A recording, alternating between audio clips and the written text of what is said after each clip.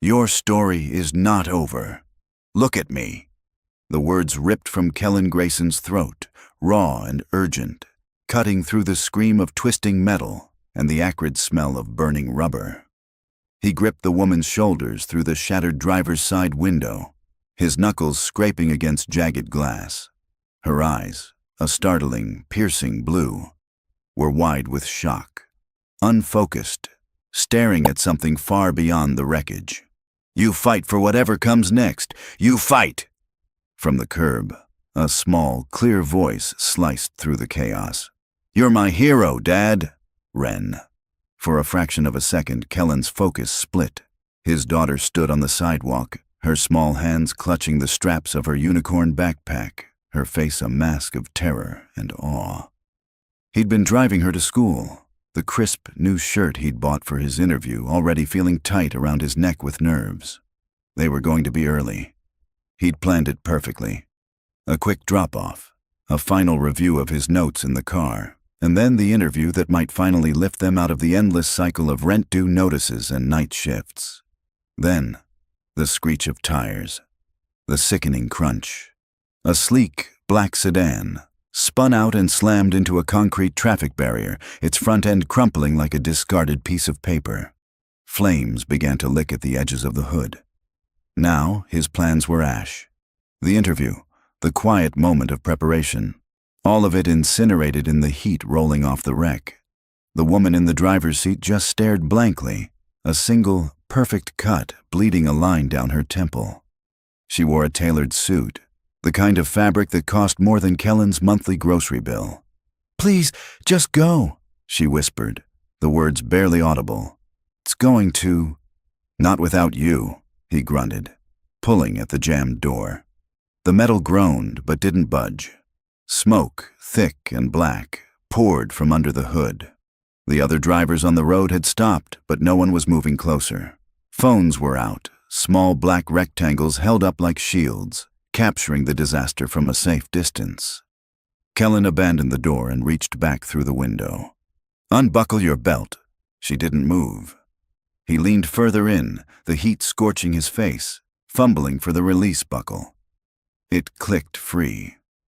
Okay, now you have to help me. I'm going to pull. You push with your feet. Can you do that?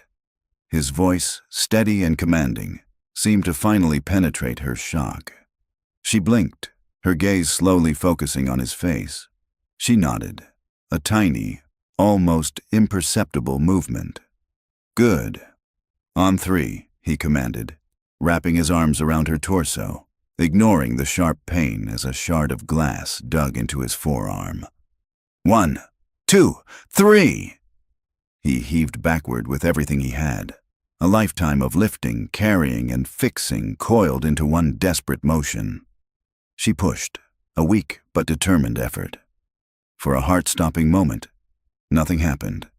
Then, with a final, wrenching tear of metal and fabric, she came free. He stumbled back, pulling her with him, their bodies collapsing onto the asphalt just as a loud whoosh erupted from the car.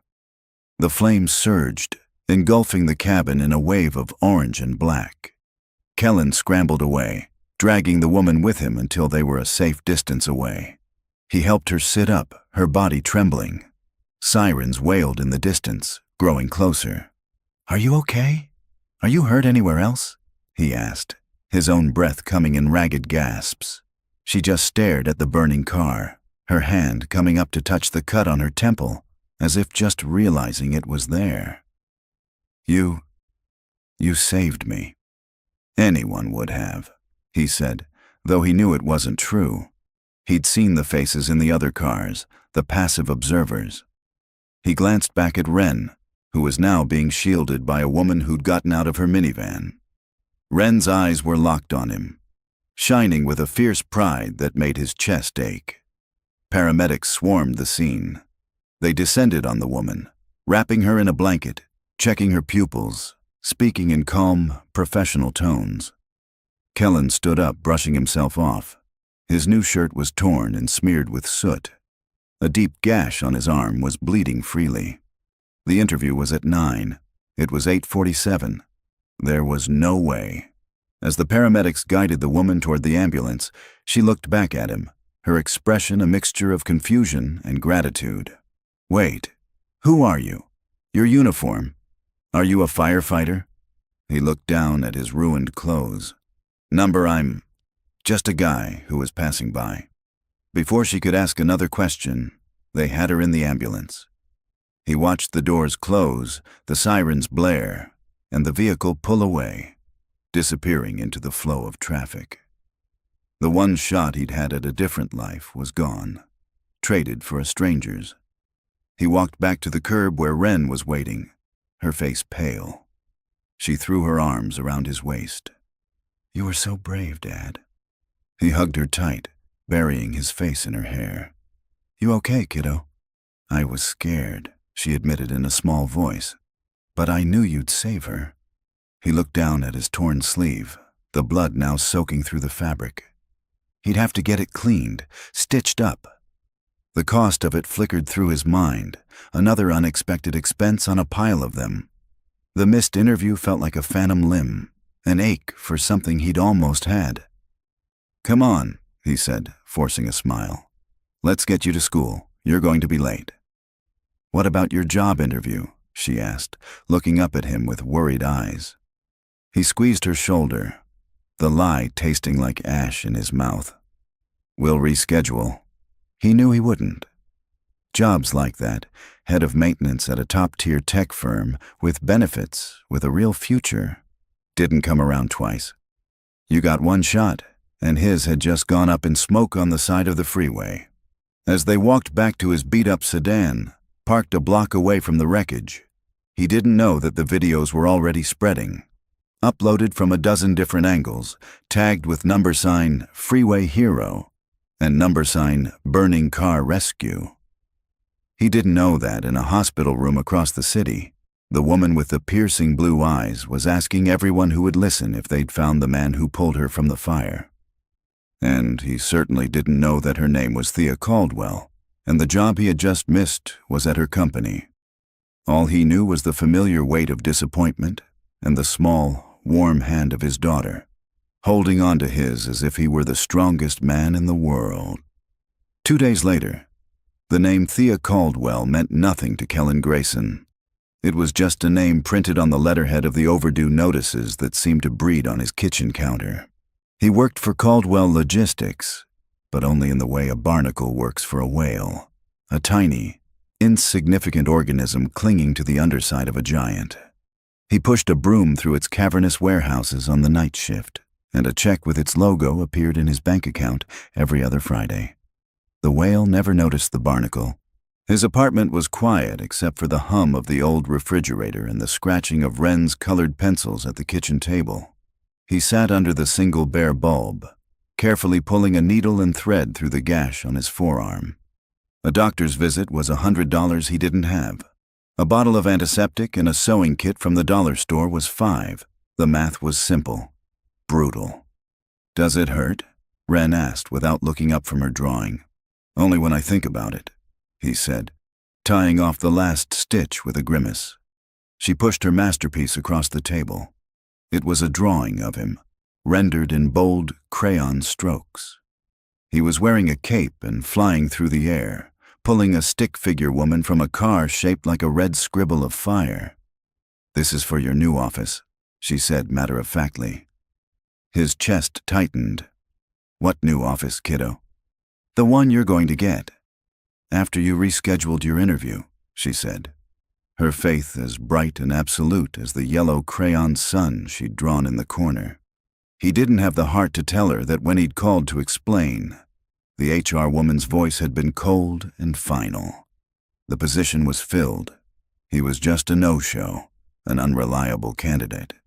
An act of heroism didn't fit on a resume. He taped the drawing to the refrigerator door, next to a final demand from the electric company. "It's the best one yet," he said, his voice thick. Across the city, in a penthouse office that seemed to float in the sky, Thea Caldwell watched the same act of heroism for the 10th time. The video, shaky and pixelated, played on a massive screen that took up an entire wall. Your story is not over. Look at me. The voice on the recording was distorted, but the raw power of it hit her every time. It was the only thing that had cut through the fog of the crash. She'd spent her life building an empire on the principle that emotion was a liability. You didn't feel, you calculated. You didn't hope, you executed. Then this man, this stranger with soot on his face and desperation in his eyes, had commanded her to fight. Anything, she asked, not taking her eyes off the screen. Her assistant, a young, perpetually nervous man named Ben, shook his head. We've been running facial recognition against every database we can access. Nothing. The police have no record of him. It's like he's a ghost. A ghost saved my life, Ben, she snapped, the edge in her voice making him flinch. Find him. Her phone buzzed. A conference call. She stabbed the accept button, her face instantly hardening into a mask of corporate steel. Parrish. Report Leland Parrish's voice, smooth and confident, filled the room. Morning, Thea. The diagnostics are in. The issue with the Apex prototype is a minor software bug. The engineers are deploying a patch as we speak. We'll be ready for the demonstration next week. No need to worry. Thea leaned forward, the cut on her temple a dull throb. A minor bug that caused the primary sorting arm to drop a 200-pound container yesterday, Leland? That's not a bug. That's a lawsuit waiting to happen. An anomaly. The system is 99% effective, he purred. We focus on the 99. The 1% is what bankrupts companies, she said, her voice dangerously quiet. Fix it. And I mean actually fix it, not just patch it and pray. She ended the call and swiveled her chair to face the window. The city sprawled below her, a kingdom of glass and steel she had conquered. So why did she feel like the woman in the burning car, trapped and waiting for something to give? The man's words echoed in her head. You fight for whatever comes next. She was fighting. But for the first time, she wasn't sure she was winning. That night, the Apex prototype was the only thing making noise in the echoing silence of Warehouse 3. Kellen was on his usual route, sweeping the perimeter. In the center of the floor, the massive machine sat under harsh industrial lights. A $10 million collection of conveyor belts, laser scanners, and robotic arms. It was supposed to be the future of logistics. From his vantage point, Kellen could see it was just a disaster on hold. He watched as two overnight engineers ran a test sequence. The machine whirred to life, arms moving with hypnotic speed. It was beautiful, complex, and deeply flawed. He saw it instantly. It wasn't the software. It was the housing on the main pivot joint of the primary sorting arm. A vibration, so tiny you wouldn't notice it unless you knew what to look for. But with every movement, the vibration was getting worse, wearing down the housing, throwing the arm's calibration off by a fraction of a millimeter. Today, a dropped container. Tomorrow, a snapped arm flying across the warehouse floor. The engineers didn't see it. They were staring at their laptops, typing code, looking for ghosts in the machine. They never thought to look at the machine itself. Kellen kept sweeping. It wasn't his problem. He wasn't an engineer. He was the guy who cleaned up their coffee spills. He had his own problems, his own life to keep from falling apart. He pushed his cart past the prototype, the rhythmic thump-thump of a loose wheel on his cart, echoing the flawed heartbeat of the machine. The next morning, Thea was staring at a fresh set of failure reports when Ben burst into her office, his face flushed with excitement. We found him, he said, breathless. Thea shot to her feet. What? The shirt he was wearing. It had a tiny logo embroidered on the pocket, barely visible. We enhanced the clearest frame. It's from a temp agency, one that provides service staff. Thea's mind raced. Service staff, janitors, security, maintenance. We got a list of their active employees, Ben continued, swiping on his tablet.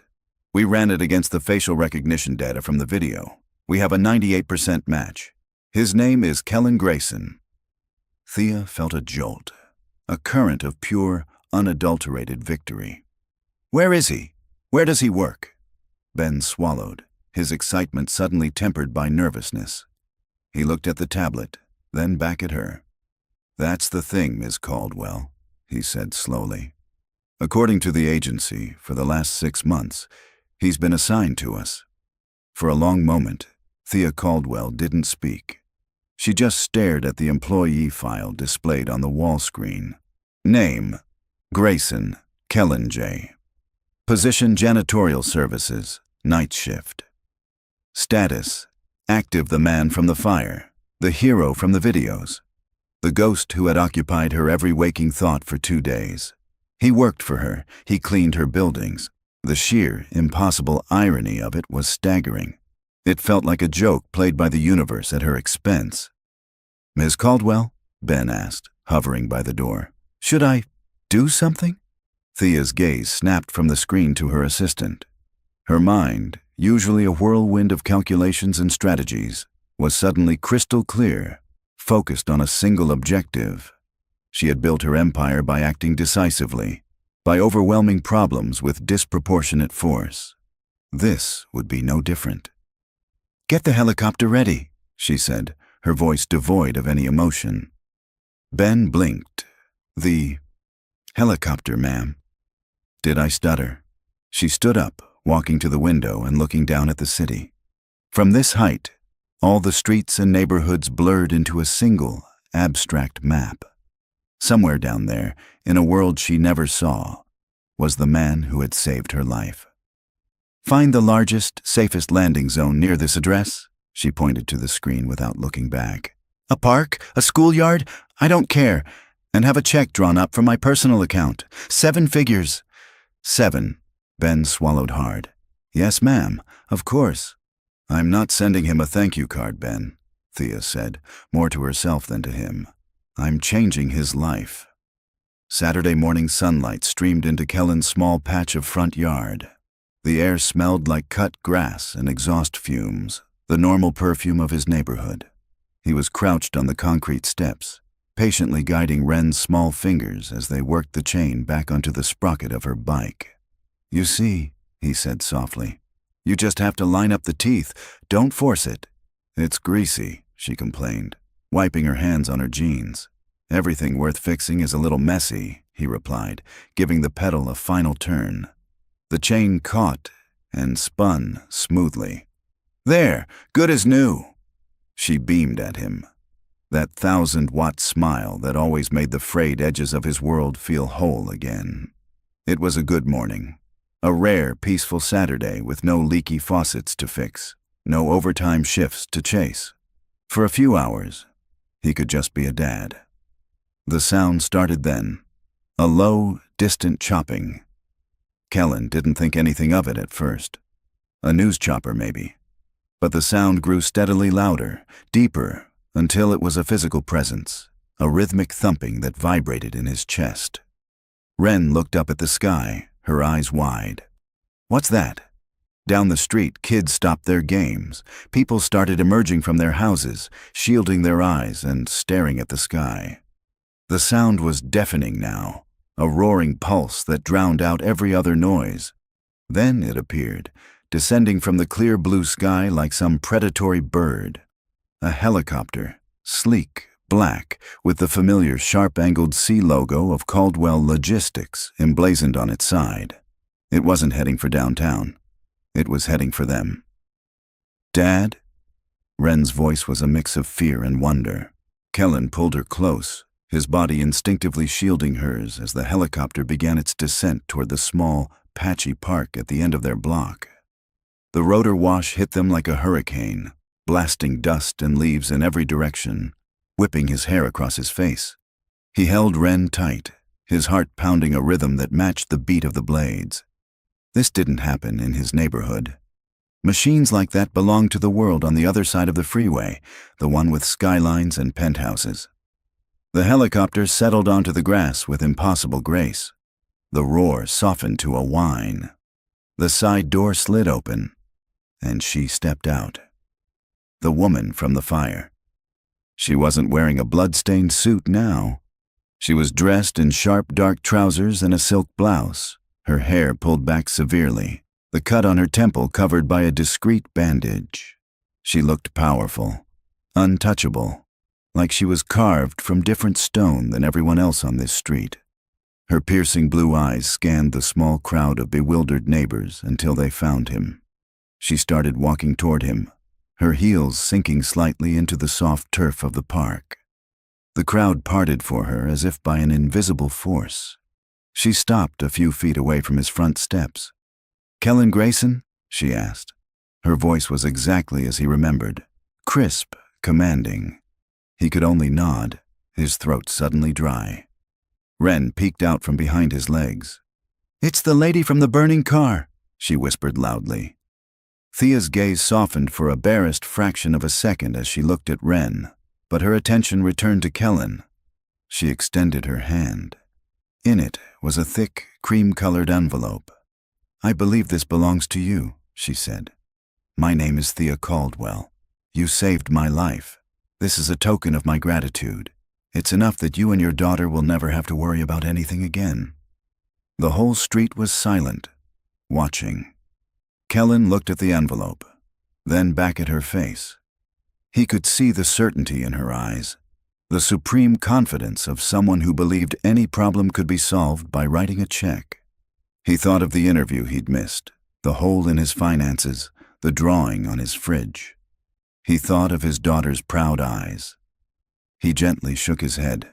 "I can't accept that, ma'am," he said, his voice quiet but firm. Thea's composure finally cracked. A flicker of disbelief crossed her face. "I'm sorry." "I didn't do it for money," he explained simply. "I did it because it was the right thing to do. I'm glad you're okay. That's all the reward I need." A murmur went through the crowd of neighbors. Thea stared at him, truly speechless for the first time in her adult life. This response wasn't in any of her calculations. People didn't just turn down millions of dollars. It wasn't logical. Before she could formulate a reply, her phone buzzed with a sharp, insistent vibration. She ignored it. "Mr. Grayson," she started, trying to find her footing. "I don't think you understand."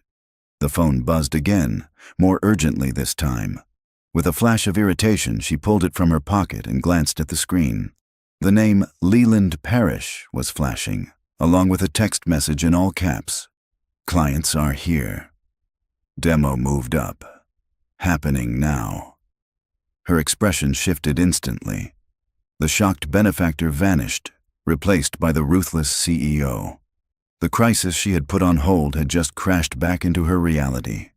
She looked from her phone to Kellen, 100 questions warring in her eyes. There was no time. "I have to go," she said abruptly. The words were clipped, all business. Without another word, she turned her back on him and strode back toward the waiting helicopter. The door slid shut, the rotors spun back to a deafening roar, and the great black machine lifted off the ground. It climbed into the sky and banked toward the city, leaving Kellen, Wren, and the entire neighborhood standing in a cloud of dust and stunned silence, the thick envelope still in Thea Caldwell's hand. The flight back to the city was a blur of noise and motion that Thea barely registered. She stared unseeing at the sprawling metropolis below, her mind stuck in a quiet, working-class street, replaying a conversation that defied all logic. He had said no. No one said no to Thea Caldwell. More importantly, no one said no to $2 million. It was a statistical impossibility. She had built her life on a single, unwavering principle. Every person, every action, every object had a quantifiable value. You just had to find the number. Kellen Grayson had no number. He was an anomaly, a variable she couldn't account for, and it infuriated and fascinated her in equal measure. The helicopter landed on the roof of the Caldwell Logistics Tower with a jolt that snapped her back to the present. Ben was waiting, holding the door open. "They're in Warehouse 3, he said, practically running to keep up with her stride. "Mr. Parrish started the preliminary introductions. He's stalling." "He's sweating," Thea corrected, her voice like ice as they stepped into the private elevator. "There's a difference." The doors opened directly into the vast, echoing space of the warehouse. A small, tense group was gathered in the center of the floor around the silent Apex prototype. She recognized the clients immediately. Mr. Garrick, a notoriously tough negotiator with a face like a clenched fist, and his two technical analysts. Leland Parrish stood beside them, smiling a wide, artificial smile that didn't reach his eyes. When he saw Thea, his relief was palpable. "Thea, perfect timing," he boomed, gesturing to the machine. "We were just about to begin the final demonstration." Thea ignored him. Her focus was entirely on Garrick. "Thank you for your patience, Mr. Garrick. We had a few last-minute calibrations to ensure optimal performance." Garrick gave a curt nod, his expression unreadable. "I hope so, Ms. Caldwell. My company doesn't invest in potential. We invest in results. Show me results." The air crackled with tension. This was it. The culmination of 2 years of work and $100 million of investment, all riding on this single moment. "Begin the sequence, Leland," Thea ordered. Leland tapped a command into a tablet. For a moment, nothing happened. A bead of sweat trickled down his temple. Then, with a near-silent hum, the Apex prototype whirred to life. A container slid onto the conveyor belt. The laser scanners bathed it in red light, and the primary sorting arm, the source of all their failures, swooped down, gripped the container, and placed it on the correct outbound pallet with flawless, fluid precision. It repeated the process again and again, perfectly. A collective, unconscious sigh of relief went through Thea's team. Leland's smile became genuine. "As you can see," he said, his voice oozing confidence, 100% efficiency. "My team worked through the night to perfect the—" "One moment," Garrick cut in, stepping forward. He pointed to the main pivot joint on the sorting arm. "What's this?" Everyone's eyes followed his finger. There, on the joint housing, was a small, cleverly braced metal plate, held securely in place by a tightly wound coil of industrial-grade wire. It was a simple, practical, and undeniably improvised piece of work. It was the only part of the multi-million-dollar machine that didn't gleam with a factory finish. Leland didn't miss a beat. "Ah, a brilliant question," he said smoothly. "That is a proprietary hardware reinforcement, a last-minute innovation by my engineering team to dramatically increase joint stability under high-stress loads, a testament to their outside-the-box thinking." Thea stared at the fix. It was elegant in its simplicity. It was also clearly not the work of her software engineers, who wouldn't know which end of a wrench to hold. Her mind flashed back an hour, to a man with grease on his hands, patiently fixing a child's bicycle chain. A man who refused a fortune because doing the right thing was enough. A man of quiet, practical competence. An anomaly. Leland's explanation was logical, plausible, and every instinct in Thea's body screamed that it was a lie. "Ben," she said, her voice cutting through Leland's self-congratulatory speech, "pull up the security feed for this sector. Grid 7, the last 12 hours. Leland's smile faltered. "Thea, I don't think that's necessary." "Now, Ben," she repeated, her eyes locked on Leland. Ben, fumbling with his tablet, mirrored the feed to the large monitor on the warehouse wall. The room watched in silence as he fast-forwarded through the footage. He sped past the evening shift leaving, past the engineers arguing and then departing in frustration around 3 a.m. The warehouse was empty. Then, a figure appeared on the screen. A man in a gray janitor's uniform, pushing a cleaning cart. He stopped near the Apex prototype. He didn't clean. He just stood there, watching it, his head tilted in concentration. It was Kellen Grayson. On the screen, Kellen walked over to the machine. He placed a hand on the pivot joint housing, closing his eyes as if listening to it. He looked around the empty warehouse, then reached into his cart and pulled out a small metal plate, a discarded piece of scrap, and a coil of wire. With the calm, efficient movements of a master craftsman, he fashioned the brace and secured it to the housing, tightening the wire with a distinctive, interlocking knot.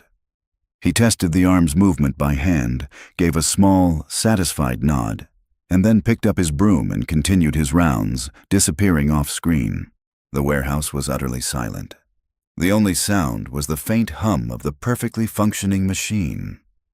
Mr. Garrick slowly turned his head from the screen to Leland Parrish, whose face had gone chalk white. He then looked at Thea, a newfound respect dawning in his eyes. "Ms. Caldwell," Garrick said, a slow smile spreading across his face, "it seems your company's talent runs deeper than you let on. Let's talk numbers." Thea didn't even look at him. Her gaze was fixed on Leland Parrish, and the ice in her eyes was cold enough to burn. Thea didn't raise her voice. She didn't have to. The silence in the warehouse was a weapon, and she wielded it with surgical precision. Her eyes remained locked on Leland Parrish, who seemed to shrink inside his expensive suit. "Get out," she said. The two words were quiet, but they echoed in the cavernous space like a gunshot. Leland's face, which had been pale, now flushed a blotchy red. "Thea, listen. It was a high-pressure situation. I was simply articulating the value my team brings." "Your team didn't do that," Thea said, gesturing to the security footage still frozen on the monitor. The image of Kellen Grayson, janitor, calmly saving their collective future. "He did. The man you and your Ivy League engineers overlooked. The man you would have let take the fall if this machine had failed. You didn't just lie to a client, Leland. You lied to me. You are the 1% liability I can no longer afford. Security will escort you from the building. Your access has already been revoked." She turned her back on him before he could respond, a final, brutal dismissal. Her attention shifted to Mr. Garrick, who was watching the entire exchange with a look of shrewd appraisal. "My apologies for the internal housekeeping, Mr. Garrick," Thea said. Garrick chuckled, a dry, rasping sound. "Don't apologize, Ms. Caldwell. That was the most impressive part of the demonstration. Any company can build a machine. It takes a leader to build a culture of integrity. We have a deal." He extended his hand. "Send the contract over, and when you do, give my compliments to Mr. Grayson." As they shook hands, Thea felt a sense of victory, but it was hollow. The contract was won, the traitor was vanquished, but the real issue remained. The ghost from the fire now had a name and a face, and his shadow loomed over her entire company. She turned to Ben. "Find Kellen Grayson. I need to see him, now."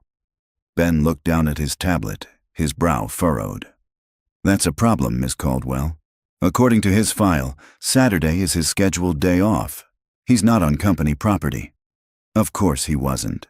He was at home, or on his front stoop, fixing a bicycle, living in a world where integrity wasn't a corporate buzzword, but just how you lived. The thought of descending on him again in a helicopter felt obscene. That was a gesture for a nameless hero. This required something else entirely. "Get me the keys to one of the fleet cars," she said. "A standard sedan. Nothing fancy." Ben's eyes widened. "You're going to drive yourself?" "It seems," Thea said, a strange, unfamiliar emotion working its way through her, "that it's time I learned to find my own way." The park at the end of Kellen Street was mostly empty, the afternoon sun casting long shadows on the grass. Wren was on the swings, pumping her legs furiously, trying to touch the sky. Kellen sat on a nearby bench, watching her, a small smile on his face. The bizarre events of the morning already felt like a strange dream. The helicopter, the woman, the envelope full of money he hadn't even looked at. It was easier to believe it hadn't happened. "Dad!" Wren called out, slowing her swing. "Is the helicopter lady going to come back?" "I don't think so, kiddo," he said. "She's from a different world." "You should visit her world," Wren said confidently. "You could fix all their stuff." He chuckled, but there was a sad edge to it. He'd tried to enter that world once. He'd had a scholarship to a good engineering school, his mind buzzing with ideas and designs. But his father had gotten sick. His mother couldn't cope, and he dropped out to work and take care of his family. By the time he was free, the opportunity was gone. He was just a guy with a GED and a knack for mechanics. That world didn't have a place for him. He was so lost in the thought that he didn't notice the quiet sedan pull up to the curb, or the woman who got out, until she was standing in front of his bench. It was her, Thea Caldwell. This time she wasn't flanked by assistants or rotor blades. She was just a woman in a simple dress, looking profoundly out of place and entirely determined. "Mr. Grayson," she said. Her voice was different now, softer, less certain. Kellen stood up slowly. "Ms. Caldwell." Wren jumped off the swing and ran over, hiding behind Kellen's legs but peeking around with curiosity. Thea knelt down slightly to meet Wren's gaze. "Hello, Wren. Your father is a remarkable man." She looked back up at Kellen. "I came here to apologize." He frowned. "For what? You don't owe me anything." "I apologize for not seeing you," she said, and the sincerity in her voice was unmistakable. "I saw a janitor. I saw a hero from a video. I saw a puzzle I couldn't solve. I never actually saw the person standing in front of me." She took a breath and explained everything that had happened at the warehouse after she'd left. The demonstration, Leland's lie, the security footage. "You didn't just save my life, Kellen," she finished, using his first name for the first time. "You saved my company, the most important thing I've ever built.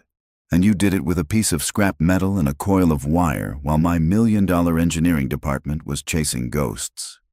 He was speechless, staring at her as the weight of her words settled on him. "This morning, I offered you a reward," she continued. "I was wrong. You can't put a price on what you did. But I can offer you a position, a real one. I want you to work for me, not as a janitor. I want you on my research and development team." Kellen felt the world tilt. "R&D? Ma'am, I don't have a degree. I never even finished college." "I have dozens of people with degrees," she countered, her passion returning. "They follow the rules. They do what the textbooks say. I need someone who sees the things they don't. I need someone who understands how things actually work. I need the man who fixed the apex." He shook his head, the old insecurities rising up like a wall. "I'm not qualified." "Dad, yes you are," Wren piped up, tired of being silent. She tugged a worn, spiral-bound notebook from her backpack and thrust it at Thea. "Look." Thea took the notebook, her brow furrowed in confusion. She opened it. The pages were filled with intricate, detailed drawings, not crayon sketches of heroes, but technical designs. A more efficient gear system for a bicycle, a design for a self-watering planter made from recycled bottles, a complex schematic for a small, wind-powered generator. Each drawing was annotated with precise, handwritten notes. They were brilliant. Thea looked up from the notebook, her eyes wide with astonishment, first at Kellen, then at Wren. "He has a whole box of these at home," Wren said proudly. "He's not a janitor, he's an inventor." Thea looked at Kellen, holding the notebook as if it were a sacred text. The offer hung in the air between them. No longer just a job, but a question. It was a question about who he was, and who he was willing to become. The world that had shut its doors on him long ago was now holding one wide open, asking him to step inside. All he had to do was find the courage to walk through it. For a long time, Kellen just stood there, caught between his daughter's fierce, unwavering belief and the impossible reality of Thea Caldwell holding his secret life in her hands. The notebook contained years of quiet frustration, of brilliant ideas with nowhere to go, sketched out in the lonely hours after his shift. To see them exposed in the broad daylight felt like having his soul read aloud. I don't know what to say," he finally managed, the words feeling heavy and inadequate. Thea closed the notebook gently and handed it back to him as if it were precious.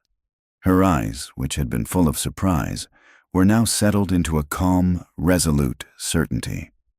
"You don't have to say anything," she said. "Your work already has. The R&D lab is on the 45th floor. Orientation is Monday at 9 a.m. My assistant will send you the details. There will be an advance in your account by the end of the day for whatever you need to get started." She understood he couldn't walk into her world in his current clothes. He looked down at his worn jeans, at his hands with their calluses and faint scars. "People like me don't work on the 45th floor, Miss Caldwell. You do now," she said simply. Then she smiled, a real unguarded smile that changed her entire face. "And please, call me Thea." Monday morning felt like a dream. Kellen stood in front of the gleaming glass tower of Caldwell Logistics, a place he had entered through the rear service bay hundreds of times. Today, he was walking through the front door. He wore a new button-down shirt that felt stiff and foreign, and carried a leather satchel instead of a mop bucket. He took the elevator up, each number that lit up feeling like another step into a thinner atmosphere. When the doors opened on the 45th floor, he stepped out into a world of controlled chaos. Whiteboards were covered in complex equations, 3D printers hummed in glass enclosures, and groups of young, bright-eyed engineers were huddled over laptops, speaking a language of code and algorithms he didn't understand. He felt like an imposter, a janitor in a cheap costume. A few of the engineers glanced up as he entered, their expressions a mixture of curiosity and faint recognition. He was the man from the security footage, the janitor. Before he could retreat, Thea emerged from a glass-walled conference room. "Kellen, welcome," she said, her voice warm and professional. She turned to the rest of the lab, her voice carrying easily. "Everyone, listen up. This is Kellen Grayson, our newest innovation specialist." A ripple of murmurs went through the room. Innovation specialist was a vague but important-sounding title. "Kellen has a unique, hands-on perspective that our team has been sorely lacking," Thea continued, her eyes briefly flicking toward the corner where the engineers who'd worked on the Apex were gathered. "He sees the machine, not just the code behind it.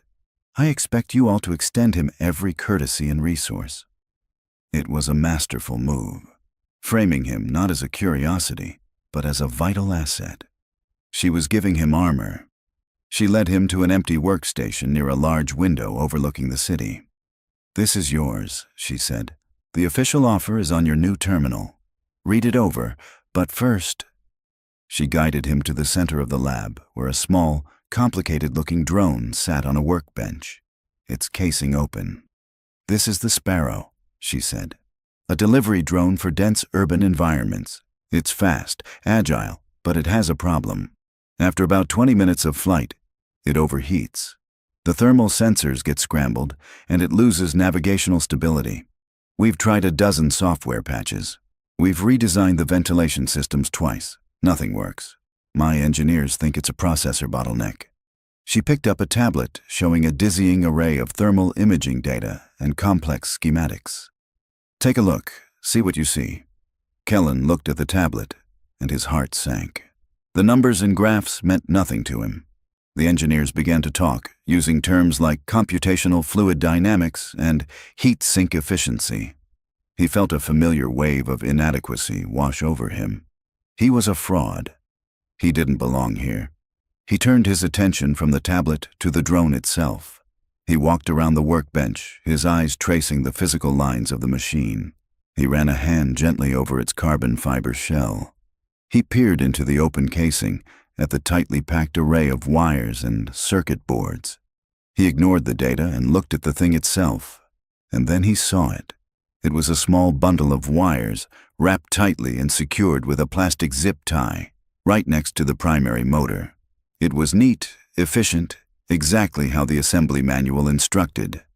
But he could see in his mind's eye how the heat from the motor would radiate, how it would get trapped in that dense bundle of wiring, and how that trapped heat would then travel directly to the thermal sensor located just a centimeter away. "The problem isn't the processor," he said quietly, his voice cutting through the engineer's debate. Everyone turned to look at him. "The heat isn't coming from the chip," he continued, pointing. "It's coming from the motor. And this wiring harness is acting like a radiator, funneling it directly into the sensor. You're not measuring the processor's heat. You're measuring the engine's." He looked at the senior engineer. "If you reroute those wires, give them some space to breathe, the problem will disappear." The lab was silent. The senior engineer stared at the drone, then back at Kellen, his mouth slightly agape. It was so simple, so obvious, that they had all missed it while searching for a complex software solution. Thea's lips curved into a slow, satisfied smile. That evening, Kellen walked into his apartment and dropped his new satchel by the door. He felt a type of exhaustion he hadn't felt in years. Not the physical ache of a double shift, but the deep, satisfying tiredness of a mind put to work. "How is your new office, Dad?" Wren asked from the living room floor, where she was doing her homework. He looked around his small, familiar apartment, then thought of the view from the 45th floor. It was good, he said, the word feeling real for the first time. It was really good. Later that night, long after Wren was asleep, he sat at the kitchen table.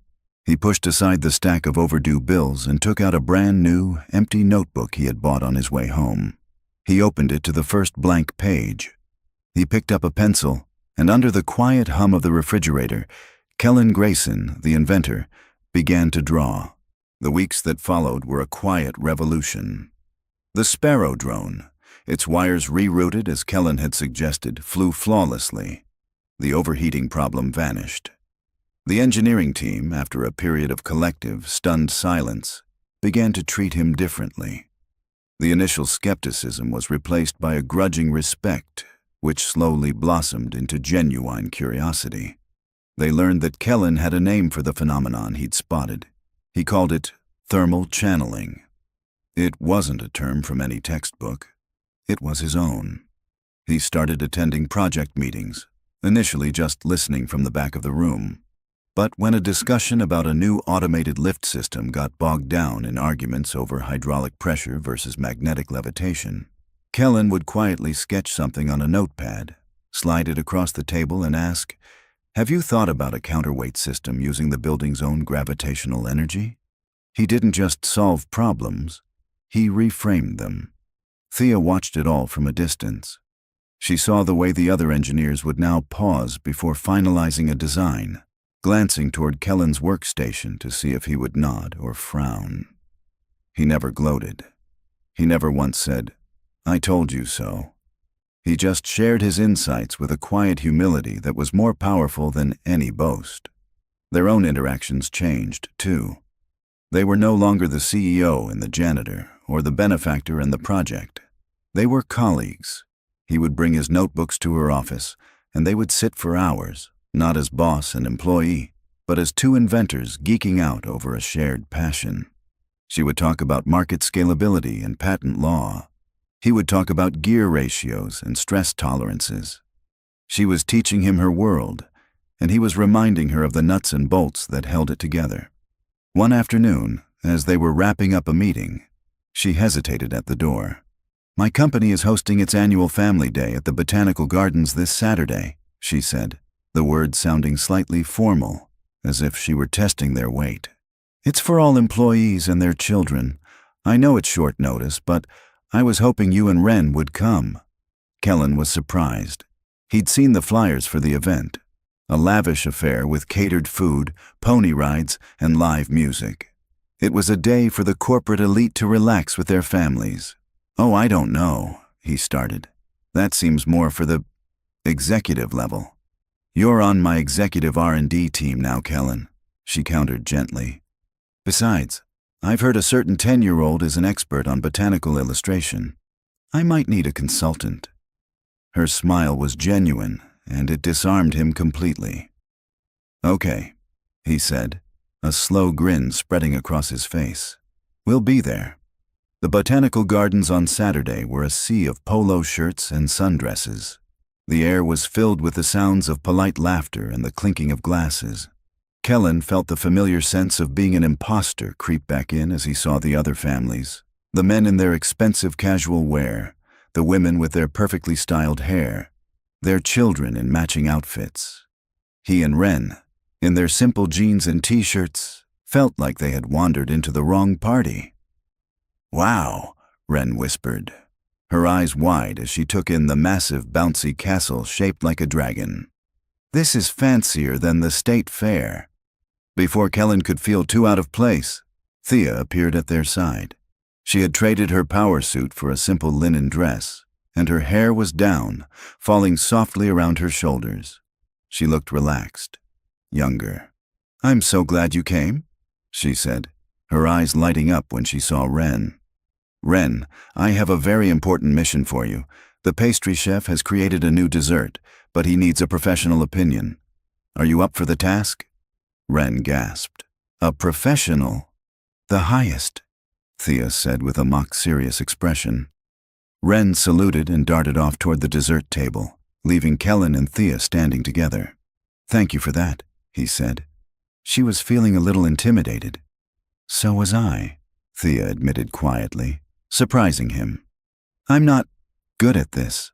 The small talk, the pretending to be relaxed. She looked around at the crowd. "I feel more at home in a boardroom." It was the most vulnerable thing he had ever heard her say. "Well," he said softly, "for what it's worth, I think you're doing great." They spent the next hour walking through the gardens, Ren occasionally running back to them to deliver solemn reports on the quality of the miniature cheesecakes. They were talking near the rose garden when a man from the marketing department approached with his wife. "Kellen, good to see you moving up in the world," the man said with a little too much cheer. His wife looked Kellen up and down, her smile thin and painted on. "Kellen Grayson," she said, recognition dawning in her eyes. "Of course, you're the janitor from the video. My husband told me all about your sudden promotion. It's just amazing what a little good press can do for a career these days, isn't it?" The comment hung in the air, dripping with condescension. Kellen felt his face flush. The familiar shame, the feeling of being judged by his past, tightened in his chest. He didn't have to say a word. Thea stepped forward slightly, her relaxed demeanor vanishing, replaced by a cool, quiet authority. "You're mistaken, Cynthia," Thea said, her voice pleasant but edged with steel. "The press didn't get Kellen his job. His talent did. The Sparrow drone your husband's department is about to build a multi-million-dollar campaign around? It flies because of Kellen. His results are the reason your husband is getting his quarterly bonus." She smiled, the same thin, painted-on smile the woman had given Kellen. "It's just amazing what actual competence can do for a company, isn't it?" The woman's face went pale, then red. She stammered an apology and quickly dragged her husband away. Kellen looked at Thea, his throat tight with emotion. She had defended him. Not as a boss defending an employee, but as a friend. "You didn't have to do that," he said. "Yes," she replied, her eyes meeting his. "I did." They stood in silence for a moment, the sound of the party fading into the background. The line between the 45th floor and the front stoop in his neighborhood had just dissolved completely. Later, as the sun began to set, casting a golden glow over the gardens, they found Ren sitting on a bench with her sketchbook, deeply focused. Thea sat down beside her. "What are you drawing?" she asked softly. Ren showed her the page. It was a sketch of the rose garden, but in the middle of it, she had drawn two figures standing side by side, talking. Her dad and Thea. "My dad says some things are messy before they get fixed," Ren said, not looking up from her drawing. "I think you were messy." Thea blinked, taken aback. "Was I?" Ren finally looked up, her gaze direct and profoundly serious. "You were lonely," she said. "Are you fixed now?" Thea stared at the little girl, then at Kellen, who was watching them with a gentle smile. She felt something in her chest unlock, a feeling she hadn't realized was there. "I'm getting there," Thea said, her voice barely a whisper. "I think I'm getting there." The weeks after the family day melted into a comfortable new rhythm. Kellen's workstation in the R&D lab became a hub of activity.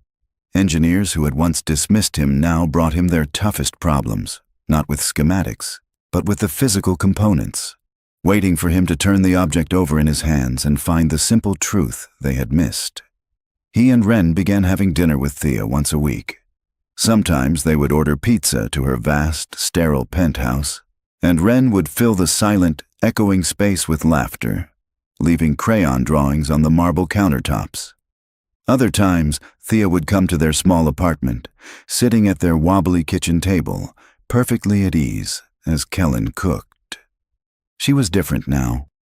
The icy armor was gone, replaced by a warmth that seemed to surprise even her. She would listen, truly listen, as Wren chattered about school, or as Kellen explained a new idea.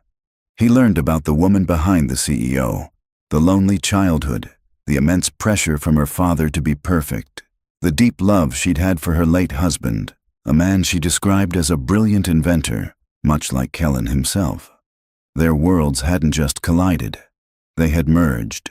For the first time in a long time, all three of them felt like they were part of a family. The peace felt so real, so earned, that none of them saw the storm gathering on the horizon.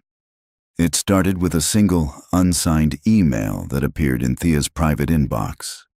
The subject line was one word: Echo. The body of the email contained only a link to a news article profiling Caldwell Logistics' recent successes, with a specific mention of its new star inventor, Kellen Grayson. Thea felt a cold dread snake its way up her spine. Echo was the name of her husband's final project, the one that had been stolen. Only one other person on Earth knew that name: Cassian Reed, her husband's former business partner, the man who had betrayed him, stolen his work, and built an empire upon his grave. She deleted the email, her hand trembling slightly. She told herself it was a coincidence, a ghost. But a week later, there was a security breach in the R&D lab.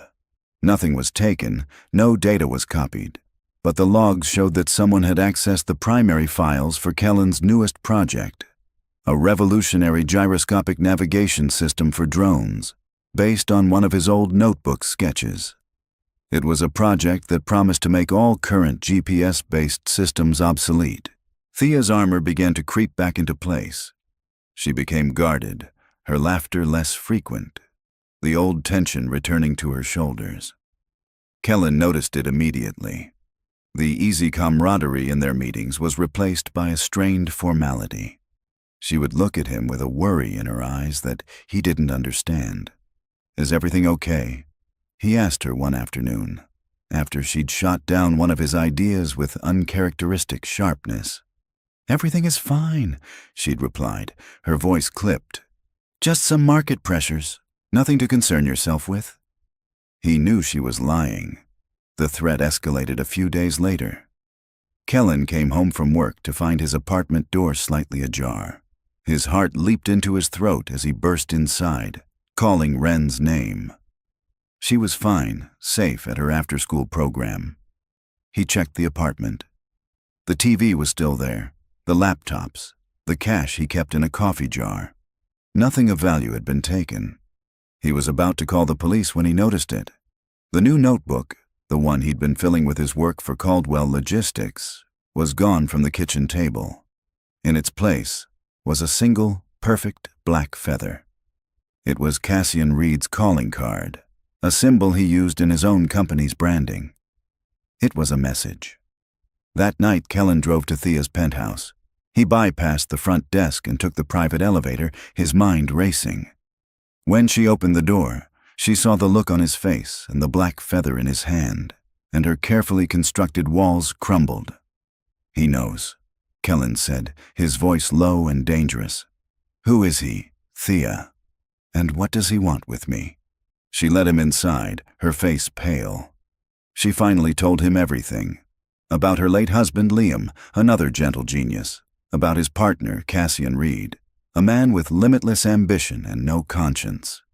She told him how Cassian had forced Liam out of their company, stealing the patent for his Echo project, a revolutionary engine design.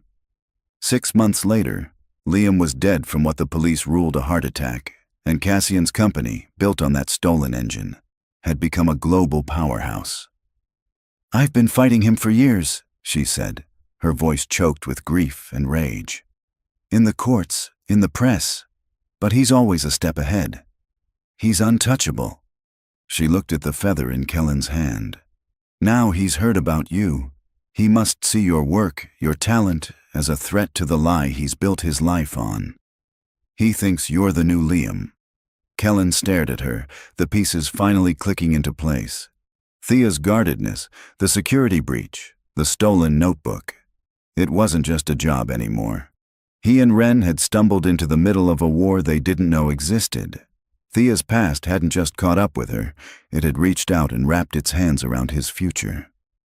"He's not just trying to steal your ideas, Kellen," Thea whispered, tears finally tracing paths down her cheeks. "He's trying to erase you, to get to me." Kellen looked from her terrified, tear-streaked face to the feather in his hand. He thought of his daughter, sleeping safely in her bed, blissfully unaware of the predator that was now circling their lives. The fear he felt was cold and sharp, but beneath it, something else was kindling. A resolve. A fire she had ignited in him on the side of a burning freeway. "You fight for whatever comes next." He closed his hand, crushing the feather in his fist. "No," he said, his voice steady and clear. "He's not going to get to either of us." The safe, quiet world Kellen had built for Ren shattered that night. The black feather wasn't just a threat. It was an infection, spreading fear through the small, happy spaces of their life. For 2 days, they operated in a state of high alert. Kellen would walk Ren to the school bus and watch until it turned the corner. Thea hired a discreet security detail to shadow them, plain cars driven by men with watchful eyes. The ease between them was gone, replaced by the grim solidarity of soldiers in a trench. They were in Thea's office, the city lights glittering below like a silent, indifferent galaxy. The stolen notebook was the central topic. "He's gauging the threat," Kellen said, pacing the length of the vast room. "He didn't steal it to copy the designs. He stole it to see what I was capable of, how fast I was moving." "So he knows about the gyroscopic navigator," Thea said, her voice tight. "He knows it would make his company's entire drone fleet obsolete." "Exactly. And a man like that won't compete in the marketplace," Kellen reasoned, his mind, usually focused on mechanics, now working through the mechanics of a predator. He'll burn the marketplace down. He's going to try to destroy the project before it ever sees the light of day. A plan began to form in his eyes, a flicker of the same intuition that saw the flaws in machines. "So we let him." Thea looked up, her brow furrowed. "Let him?" "We give him a target," Kellen said, his voice gaining strength. "A big, public, irresistible target. We announce the official unveiling of the GN1 system. We book a major venue, send out press releases, invite the entire industry. We make it look like we're rushing to market, that we're confident, maybe even a little arrogant." Thea's eyes widened as she understood. "You're baiting a trap. A man that arrogant can't resist a public execution," Kellen finished. "He won't just want to stop us. He'll want to humiliate us. He'll send someone to sabotage the event. And when he does, we'll be waiting for him." The next 2 weeks were a blur of calculated deception. Thea's PR team launched a massive campaign for the unveiling of the revolutionary Caldwell GN1. They booked the main hall at the city's largest tech conference. Invitations went out to every major player in the industry, with a special, hand-delivered invitation sent to Cassian Reed. Kellen, meanwhile, worked feverishly in the lab, not on the navigation system, but on his real project. Ren was sent to stay with a cousin upstate, a decision that tore at Kellen's heart but was grimly necessary. This was a war, and he had to get his daughter off the battlefield. The night of the unveiling arrived. The hall was electric, packed with journalists, investors, and rivals. Cassian Reed was seated in the front row, looking smug and relaxed, a predator watching the prey walk onto the stage. Thea stepped into the spotlight, the picture of cool confidence. "For decades, drone navigation has been dependent on external signals," she began, her voice resonating through the hall. "It has been limited by weather, by urban canyons, by the simple fact that it must always look outside itself for direction. Tonight, that changes." As she spoke, Kellen was backstage, making the final adjustments to a fleet of a dozen small black drones. They were modified Sparrow drones, but their purpose tonight wasn't delivery. It was defense. On stage, Thea continued, "We are proud to present the future, the Caldwell GN1. On cue, a single, large drone was supposed to rise from a platform on the stage. Instead, the lights in the entire hall flickered violently and then died, plunging the room into absolute darkness. A collective gasp went through the audience, followed by nervous murmurs. Cassian Reed smiled in the dark. But the darkness lasted only a second. Suddenly, a dozen points of red light pierced the blackness from above. Kellen's drone fleet, running on an independent backup system he'd installed, activated silently. They swarmed into the air, their low-light cameras feeding directly to the main screen. The screen flickered back to life, not with Thea's presentation, but with a crystal-clear image of a man in the high rafters, a pair of industrial wire cutters in his hand, caught mid-snip on a master power cable. He was frozen in the crosshairs of a dozen laser-targeting dots. The audience gasped. "It seems we have a technical difficulty," Thea said calmly into the mic, as security swarmed the saboteur. Cassian's smile had vanished, but the trap was just closing. "However," Thea continued, her voice turning to ice as she stared directly at Cassian, "the GN1 was never the real story tonight. The real presentation is about a different kind of inventor." An image appeared on the screen behind her. It was a photograph of a young smiling man with kind eyes, her late husband, Liam. "This was Liam Caldwell," she said, her voice thick with emotion, "and he was the true architect of the modern drone industry." She brought up Liam's original dated design documents for his Echo engine. Then, she displayed the internal schematics for Cassian Reed's best-selling engine. They were identical, down to the last bolt. "Mr. Reed has built an empire on a lie," Thea declared, her voice ringing with the power of long-suppressed truth. "But a lie is just a machine with a fatal flaw, and my team is very, very good at finding flaws." She took a breath. "When Mr. Reed's agents stole Kellen Grayson's notebook, they thought they were stealing his ideas. In fact, they were delivering a Trojan horse. The notebook contained a decoy design for our navigation system, embedded with a diagnostic key.